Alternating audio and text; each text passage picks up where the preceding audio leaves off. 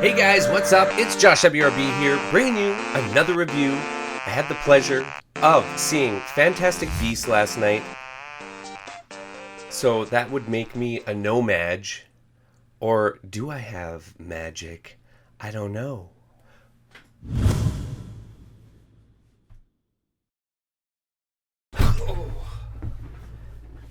Well, obviously I don't have any freaking wizardy powers, but let's get into this review. That was really cheesy. I hope you didn't cringe too hard when you watched that. Fantastic Beasts and Where to Find Them, starring Eddie Redmayne. Is that how you say his last name? Overall, this movie is just really fun.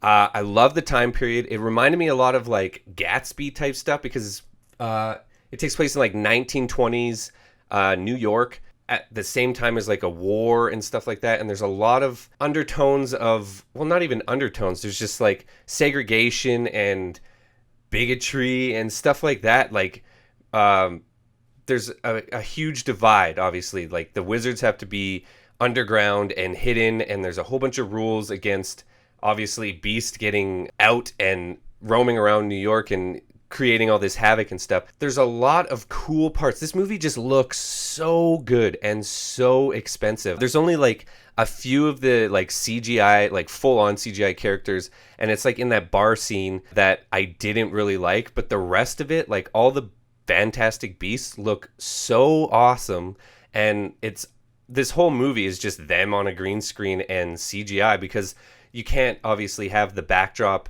be 1920s New York without it being completely created in post, and it looks so good, like insanely good. And I'm like, just because like I've done green screening and I've seen terrible green screen movies, this is just phenomenal. Looks way too good. There's enough homages to the Harry Potter universe to keep Harry Potter fans really happy. I'm not the biggest Harry Potter fan. I've seen, I think, all of the movies. There was a lot of them.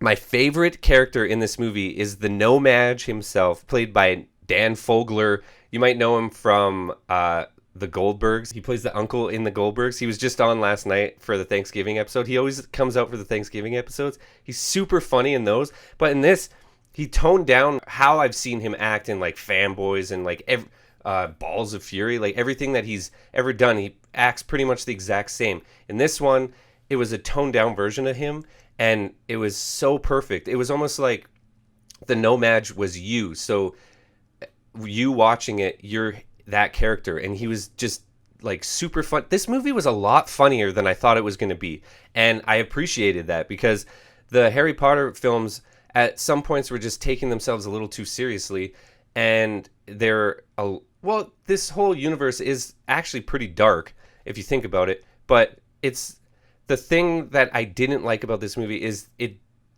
wasn't as deep, it seemed, as the Harry Potter films. It seemed like this was almost like spread out a little thin. I guess this whole 5-movie universe that they're creating for the Fantastic Beasts is based on like a little tiny book, written obviously by J.K. Rowling.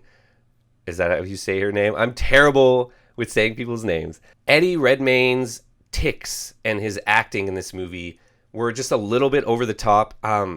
Obviously, that's his character in the book and stuff, but I think he took it a little too far. He's never quite looking at the people, and I've seen him do weird ticky type characters a lot, and I'm starting to think that that's just who he is. Is he even acting? I don't know. It was a little too much for me.